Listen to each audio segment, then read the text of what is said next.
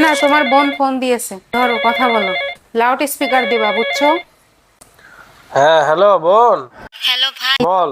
তুমি তো জানো আমার স্বামীর গত মাসে চাকরি চলে গেছে, তাই অনেক সমস্যার মধ্যে আছে। তুমি কি আমার 10,000 টাকা ধার দেবে? পরে দিয়ে দেবো। বোন, আমি সামনে মাসে আমার অনেকগুলো টাকা খরচ হয়ে গেছে, আমার কাছে এই মুহূর্তে একটা টাকাও নাই। আমি তোকে দিতে পারবো না বোন। আচ্ছা ঠিক আছে ভাই, সমস্যা নাই। ঠিক আছে। হ্যালো বোন, তোর বিকাশ নাম্বারে 10,000 টাকা দিছি, তো দেখ তোর গেছে কি না।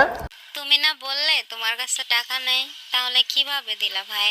আচ্ছা, এসব নিয়ে তুই ভাবিস না।